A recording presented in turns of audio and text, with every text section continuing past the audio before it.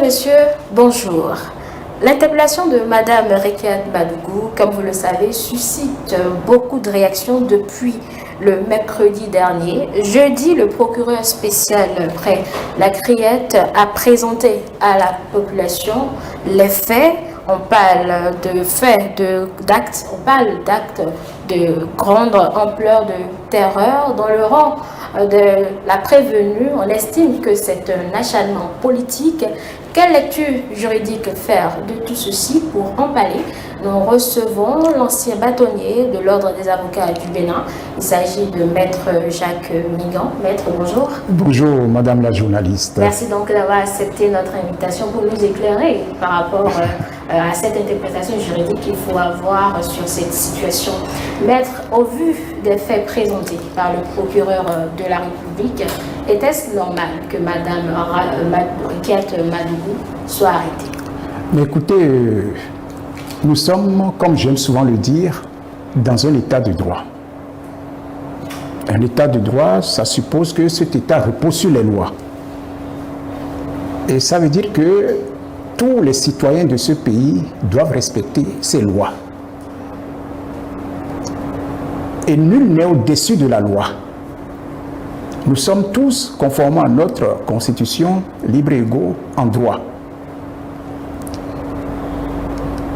Monsieur le procureur spécial près la Criette a eu à faire un point de presse.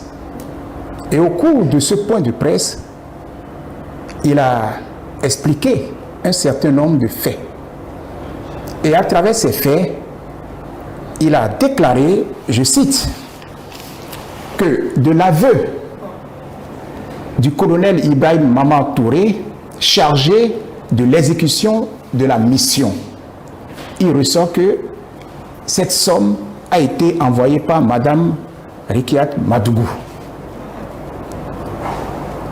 Il y a quelqu'un, un citoyen béninois du nom de Touré, qui a été interpellé. Et au cours de l'interrogation, a évoqué le nom de Madame Madougou. Donc il va de soi que le procureur convoque Madame Madougou pour l'entendre, pour savoir, comme on le dit. Cette interpellation, cela ne veut pas dire que Madame Madougou est condamnée. Cela ne veut pas dire que Madame Madougou a fait ce que dit ce Monsieur Touré. Il est normal que le procureur de la République, alors que son nom a été évoqué, qu'on l'appelle, qu'on la convoque, qu'on l'interpelle à travers un mandat d'amener.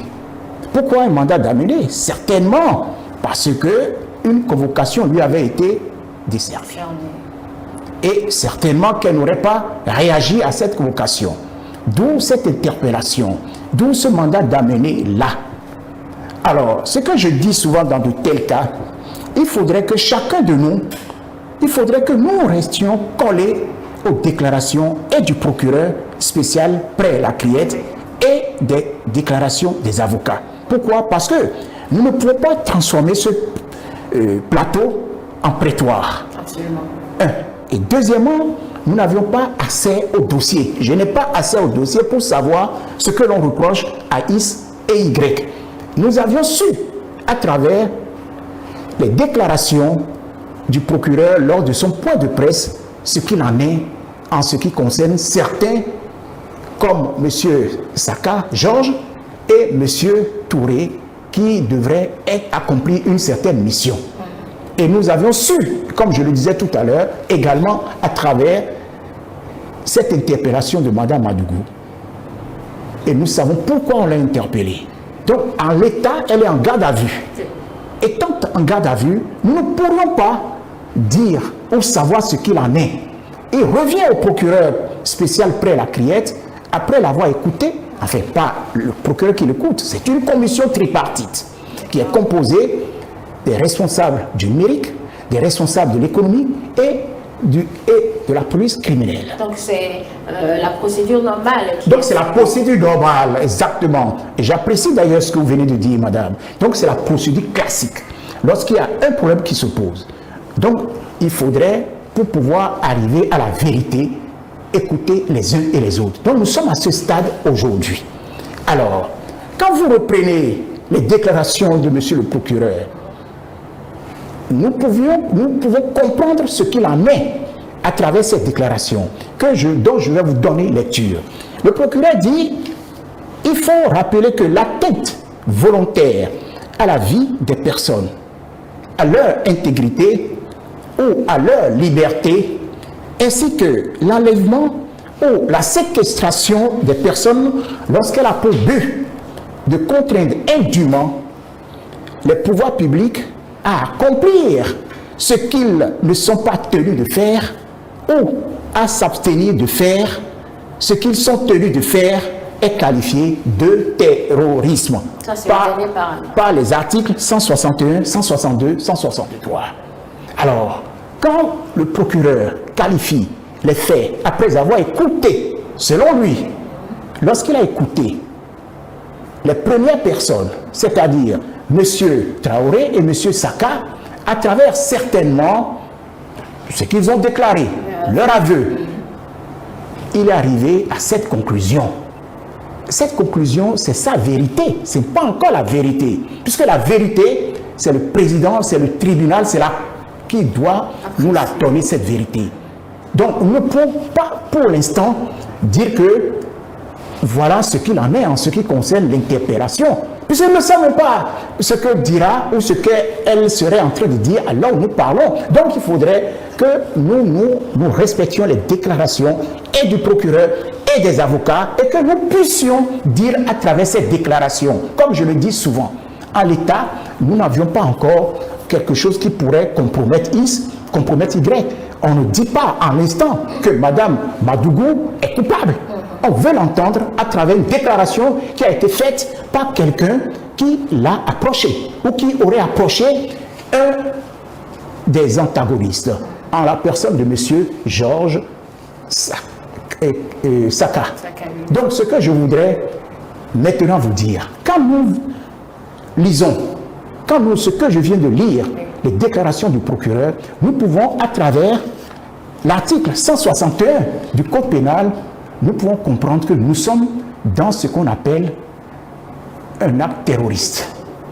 Un acte terroriste. Et qu'est-ce que c'est qu'un acte terroriste? C'est l'article 161 du Code pénal qui nous le définit en disant ceci: constitue un acte terroriste au sens de la présente loi l'infraction prévue aux articles 162 et 163. Nous reviendrons sur ces articles tout à l'heure, si après, qui, de par sa nature ou son contexte, peut porter gravement atteinte à l'État et commise intentionnellement dans le but d'intimider gravement la population ou de contraindre indûment les pouvoirs publics à accomplir ce qu'ils ne sont pas tenus de faire ou à s'abstenir de faire ce qu'ils sont tenus de faire, pervertir les valeurs fondamentales de la société et déstabiliser les structures et ou institutions constitutionnelles, politiques, économiques ou sociales de la nation,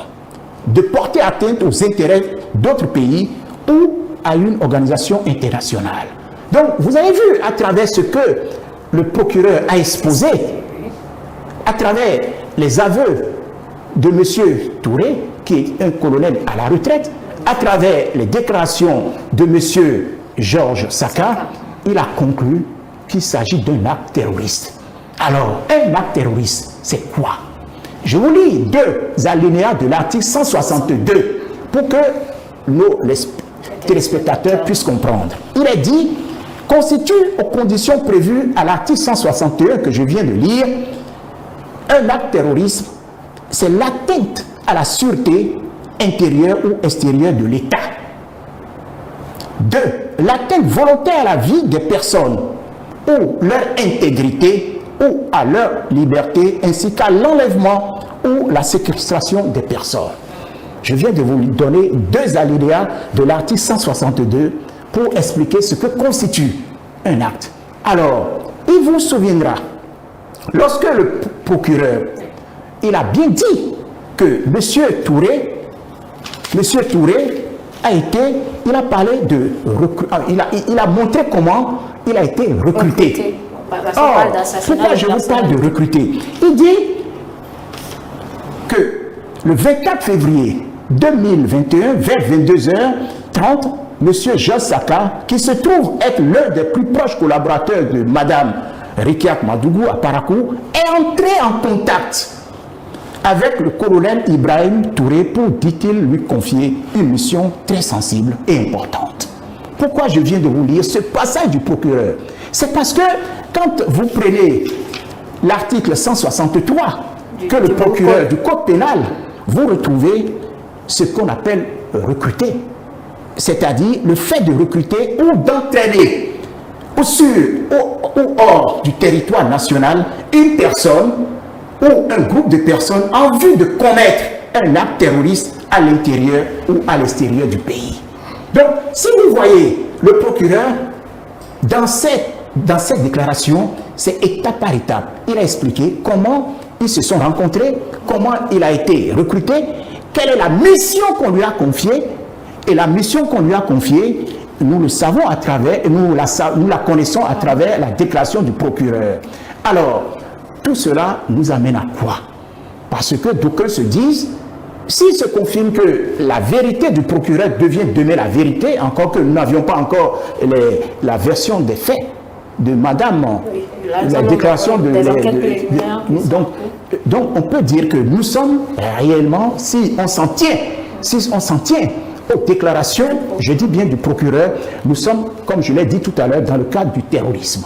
Nous sommes dans le cas du terrorisme et dans ce cas de figure, nous avons l'article 166 du Code pénal qui dit ce qu'on attend à ceux qui auraient commis de tels faits. Le Code pénal dit est puni de la réclusion criminelle à perpétuité toute personne coupable d'actes de terrorisme au sens du présent Code, comme cela a été défini. Donc, voilà ce que je peux vous dire par rapport au procureur de la République. Mais, comme je vous ai dit tout à l'heure, nous ne pouvons pas nous fier aux seules déclarations du procureur. Il faut que nous écoutions aussi les avocats de Mme Madougou. Or, quand j'ai écouté sur une chaîne internationale, pour ne pas la nommer, RFI, j'ai entendu dire par l'un des avocats de Mme Madougou que la procédure engagée est viciée, au motif que on n'aurait pas écouté, que le procureur n'aurait pas écouté Mme Madougou avant d'aller à déclaration. Je sais, avant d'aller à déclaration, avant d'aller à son point de presse. En réalité, est-ce que le procureur doit attendre d'écouter Mme Madougou avant de faire son point de presse? Ce que je peux vous dire dans ce cas, quand vous lisez les déclarations du procureur de la République, il a mis surtout l'accent sur ce qui avait les aveux de M. Saka et de M. Touré. Et il a expliqué pourquoi on a interpellé Mme Madougou. Il n'a pas parlé de Mme Madougou comme une personne qui aurait déjà accompli un acte. Mais c'est pour entendre, pour comprendre, tout simplement parce que son nom a été évoqué, cité, pour reprendre le thème. Donc c'est parce que son nom a été cité par un des interpellés que le procureur a jugé utile de l'écouter. Donc, quand au moment opportun, elle serait, puisqu'elle est en garde à vue, lorsqu'elle aura fini cette garde à vue, je suis sûr que le procureur reviendra pour nous faire un autre point de presse, comme il le fait, pour situer le peuple sur ce qui se passe. Mais en même temps, je voudrais que nous sachions une chose. Nous sommes dans ce que nous appelons la séparation des pouvoirs. La séparation des pouvoirs suppose que l'exécutif est une institution qui n'a rien à voir avec le judiciaire, rien à voir avec le législatif. Pourquoi? Tout simplement parce que nous entendons dire que c'est une affaire où il y aurait les mains de l'exécutif. Je dis non. On va revenir tout à l'heure à cela, Maître Mingan. À l'étape actuelle, c'est l'enquête préliminaire. C'est l'enquête préliminaire qui est en cours. Jeudi nuit, le domicile de Mme Madougou a été perquisitionné. Et quelle serait la suite logique? Mais écoutez, c'est toujours dans la quête de la vérité. Donc il faudrait savoir, puisque je vous ai dit tout à l'heure, que pour mener cette enquête, nous avons trois je dirais même 3 institutions représentées au sein de cette commission. Vous avez ceux qui sont en charge du numérique, de l'économie et du criminel. Donc tous ceux-là vont se mettre ensemble pour chercher la vérité, pour connaître la vérité. Et pour connaître la vérité, mais il faut aller chez elle. Peut-être qu'il y a des documents qu'on peut faire parler. Peut-être qu'il y a des choses dont ils sont sérieux de le savoir. Ici, nous ne pouvons pas savoir qu'est-ce qu'ils sont partis chercher. Dans l'intérêt de l'enquête, dans l'intérêt de la vérité, il est normal que ceux qui sont en train de mener cette enquête aient tous les éléments en leur possession pour aller à une vérité. Ce n'est pas encore la vérité, puisqu'au moment opportun, comme je vous le dis, il reviendra à la juridiction, c'est-à-dire au tribunal, de dire. Ce n'est pas le procureur, puisque le procureur est logé à la même enseigne que l'avocat. Donc, lui, il est en train de travailler dans l'intérêt du public, comme l'avocat travaille dans l'intérêt de son client. Alors, on parle, par exemple, quand il sera présenté pour une seconde fois au niveau du procureur spécial de la Créette, que le procureur pourra décider de la confier au juge des libertés ou... C'est bien cela. Donc, s'il faudrait, donc la suite appartiendra cette fois-ci au procureur lorsqu'il recevra les résultats des enquêtes qui sont en train d'être menées par la commission qui est chargée de ces enquêtes. Alors que cette enquête est justement en cours, maître, dans le camp de l'opposante, on va dire, il y a déjà des voix qui s'élèvent, une certaine récupération, on parle d'enchaînement, on parle de règlement de compte, juste quelque chose peut-être parce que Madame Madougou est opposante, alors qu'elle n'est même plus dans la course. Madame la journaliste, il faudrait que vous sachiez une chose, je l'ai dit au début de mes propos, nous sommes tous libres et égaux devant la droit et devant la loi. Madame Madougou, à un moment donné, était candidate. Je dis bien, Madame Madougou, à un moment donné, était candidate aux élections présidentielles. Elle a été recalée. Recalée, je ne crois pas qu'on pourrait dire qu'il y a encore intérêt à s'acharner ou à ne pas s'acharner comme Madame Madougou. Je n'arrive pas à comprendre. Mais en même temps, je me dis, c'est de bonne guerre. Par contre, je tiens à rappeler ceci. Et c'est très important. Nous avons des lois qui gouvernent notre pays. Nous avons la Constitution. Nous avons l'ordre constitutionnel établi. Nous avons les lois, nous avons les règlements de la République. Et nous devons tous respecter ces lois, ces normes, je dirais. Parce que quand vous prenez, vous comprendrez pourquoi je le dis, quand vous prenez l'article 34 de notre Constitution, il est bien dit ceci, que tout citoyen, civil ou militaire, a le devoir sacré en toutes circonstances, de respecter la Constitution. L'ordre constitutionnel établi, les lois, les règlements de la République. Pourquoi je vous dis cela? Parce que nous entendons dire que le 6 avril, ou vous pouvez être beaucoup plus précis, le 5 avril 2021 à minuit, le président actuel doit cesser toute activité. Ceux qui le disent, ou ceux qui passent de commune en commune pour propager cela, c'est ne pas respecter cette loi que je viens d'évoquer, ces articles que je viens d'évoquer, surtout l'article 34. Nul ne doit dire « je ne sais pas ». Nous ne doit être censé, nous devons tous connaître la loi. Nul n'est censé ignorer la loi. Nous devons tous savoir la loi. Et ne pas la connaître, c'est être en infraction. Parce que nous avions déjà vécu dans ce pays des gens qui ont méconnu la Constitution. Nous avions connu dans ce pays, comme ce cas où l'on dit le 5 avril à minuit, le 5 avril 2021 à minuit, le président cesserait toute activité. Ça procède de quoi? C'est préparer les gens à insurrection. C'est inciter les gens à insurrection. Et ce faisant, ceux qui le font, ils peuvent être poursuivis. Ils peuvent être un ancien ministre de la Justice, ils peuvent être une ancienne candidate aux élections présidentielles, ils peuvent être un ancien président de la République. Ils n'ont pas une immunité qui voudrait dire qu'ils ne pourraient pas être poursuivis en cas d'insurrection, d'incitation à insurrection. Donc il faudrait que nous fassions attention à cet article 34 de la Constitution que je viens de libérer. Donc nous devons réellement faire attention à nos propos. Or, je ne vous le cache pas, nous entendons dire un certain nombre de choses alors que la volonté du peuple aujourd'hui, c'est que les élections se passent en toute quiétude, dans la grande quiétude, dans la paix. Dans la paix. Et pour reprendre d'ailleurs une expression de Madame Talata Zimé, la vice-présidente de l'Assemblée nationale, alors qu'elle était à Porte-Nouveau dans le cadre d'une tournée des ambassadrices de la paix. Elle a dit quelque chose que j'ai retenu, la paix. Elle dit que la paix est l'absolu qui est au-dessus de tout. Mais je rajoute ceci, la paix et la vie sont les absolus qui sont au-dessus de tout. Ça veut dire quoi? Il faudrait que nous ayons, pendant cette période sensible, période qui conduit aux élections, il faut que la paix règne. Parce que certains sont appelés à semer le trouble. Certains sont partis pour semer le désordre. Certains sont partis pour insister à insurrection. Je les prie de faire très attention. Nul n'est au-dessus de la loi. Nous devons tous respecter la loi. Voilà ce que je peux vous dire. Il a fait déjà devant les juridictions. On va faire un appel à cette population qui, on va dire, lance des initiatives sur les réseaux sociaux alors qu'on n'en est même pas encore à peut-être au procès. Madame la journaliste, nous sommes dans ce qu'on appelle les enquêtes préliminaires. Et en l'état, tout le monde est présumé innocent. Il n'y a même pas, c'est pour ça que je n'arrive même pas à comprendre. On veut savoir, on veut comprendre. Et le procureur l'a dit. Il a répété, je crois.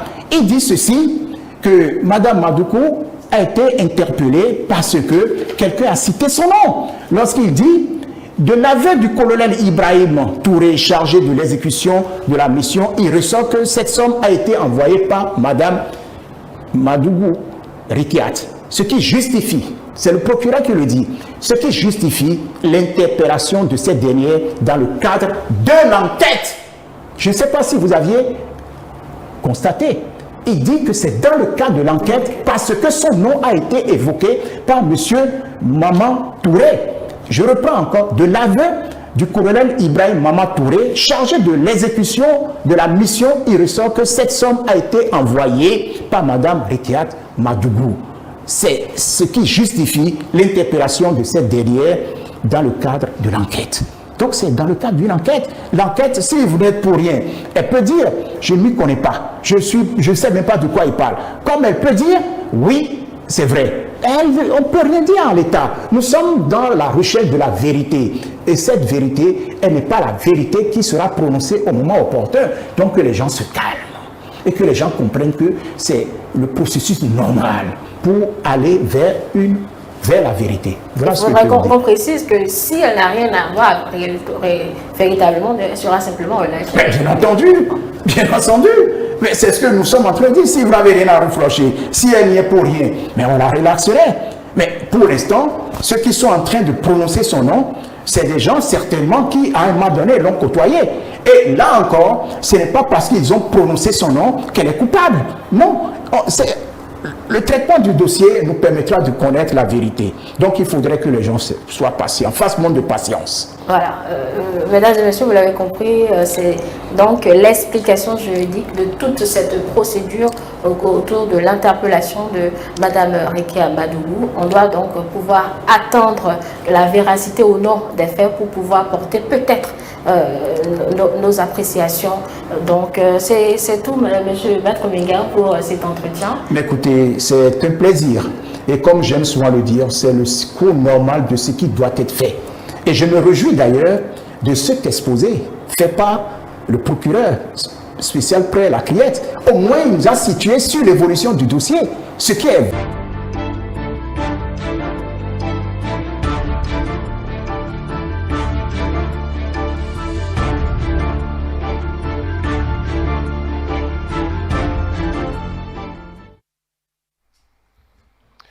Voilà, Angèle Toboula, cet élément qui a été, il faut le préciser, enregistré. Oui, absolument. Voilà. L'élément a été enregistré vendredi dernier, bien évidemment, quand Mme Madougou devait passer à nouveau devant le procureur avant d'être déposée à la prison civile. Voilà, les explications sont claires. Il nous tenait à cœur d'avoir les implications juridiques de toute cette procédure enclenchée par le procureur. Juste un mot avant de... Oui, je retiens que la procédure suit son cours et il faut avoir de la retenue. Et dans le cadre actuel, il y a les juristes qui disent souvent la présomption d'innocence et c'est ne serait-ce qu'à la décision finale, quand le juge va donner son verdict, on saura qui est coupable ou pas. C'est ce que j'ai compris quand même. Oui, je crois que tout le monde est quand même situé par rapport à l'évolution de ce dossier, les incriminations, tout ce qu'on reproche à Adam Madougou, et que c'était très bien que des juristes, les hommes de loi, montent au créneau pour expliquer à la population les biens fondés pour qu'on finisse carrément avec tout ce qu'il y a comme polémique autour de son arrestation et de sa détention. On retient également qu'au-delà de l'aspect juridique, Maître Migan a insisté sur le fait qu'être recalé à une élection présidentielle ne peut pas justifier une désobéissance à la loi ou se mettre en marge de l'ordre républicain. Absolument pas, puisqu'on a toujours organisé des élections dans le pays et il y a toujours eu des candidats qui ont été recalés. Donc normalement, il ne va pas avoir de polémique, d'histoire ou des problèmes du genre. Moi, je tenais juste à notifier que si on se tient à ce que le procureur a dit, et en tout cas, ce que le procureur, c'est des actes graves, véritablement graves, et si des gens ont ces intentions-là, il faut véritablement les arrêter et véritablement voir ce qu'il en est. Et donc, c'est normal. Pour moi, ma foi, c'est normal que le procureur puisse se saisir du dossier. Parce que non seulement, en dehors de ce qui s'est passé, vous avez vu tout ce qui a circulé sur les réseaux sociaux. Les réseaux sociaux, tout ça là où on incitait à la violence, au vandalisme, tout ça. Donc, je pense que c'est normal que le procureur puisse se saisir du dossier. Parce que si ce qui a été dit est véritablement corroboré, je pense que ce n'est pas bien pour notre pays et pour la sûreté de l'État et pour la sécurité des personnes et des biens. Il faut vraiment le saisir, l'écouter, voir la suite du dossier. Je crois qu'on a besoin de vivre dans un Bénin comme à l'habitude, dans un Bénin calme, c'est vrai. Nous sommes en démocratie, nous avons opté pour la démocratie. La démocratie, c'est bien sûr le respect des textes, des lois qu'on s'est fixés. Et donc, que vous soyez recalé d'une élection ne signifie pas la fin du monde. Vous avez encore le temps de prendre du recul, de vous apprêter, de vous réorganiser pour affronter les autres élections. Nous avons besoin de vivre dans notre pays, dans la tranquillité, dans la paix, vaquer nos occupations. Voilà, qui a bien dit Marou, vous savez, vous allez le garder pour tout à l'heure parce que nous sommes tenus par le temps. Voilà, nous allons nous projeter maintenant vers le plat de résistance de ce dimanche politique pour l'entretien proprement dit. Oui, l'entretien, comme vous le dites, proprement dit, reçoit aujourd'hui le président du mouvement des élites engagées pour l'émancipation du Bénin, Moël Bénin. Il s'agit de M. Jacques Ayadji. On va évidemment brosser cette actualité de Mme Madougou et revenir sur l'organisation autour de la campagne du duo que soutient Moël Bénin. Voilà, quelques attentes autour de cet entretien qui va... Oui, on attend beaucoup de cet entretien parce que le président de Moël Bénin, Jacques Ayadji, on l'entend souvent, on a du plaisir à l'écouter parce qu'on a senti que c'est ça, c'est des Béninois qui sont engagés depuis lors à accompagner vraiment le développement du Bénin. Et donc, cette affaire, l'organisation, les états-majors, comment est-ce que ça s'organise et qu'est-ce que les Béninois doivent attendre au cours de la campagne. Je crois qu'on aura le temps de l'écouter à merveille. Je me réjouis que le président de Moël Bénin soit là. La dernière fois, il y a un membre du parti, du bureau politique qui était là. Je voulais savoir qu'est-ce qui a donné cette force à Moël Bénin pour ne pas entrer dans les grands blocs. Je n'ai pas trouvé satisfaction. J'y tiens. Le président est là. Je pense qu'il va nous répondre. Voilà, j'ai bonne mémoire que cette question était déjà... oui, absolument. Il tient à cette question. Voilà, il faut préciser que ce n'est pas le directeur des infrastructures qu'on reçoit aujourd'hui, mais c'est l'homme politique, le président de c'est ça. Voilà. Mesdames et messieurs, installez-vous confortablement pour l'entretien qui va suivre avec Jacques Ayadji, président de Moël Bénin.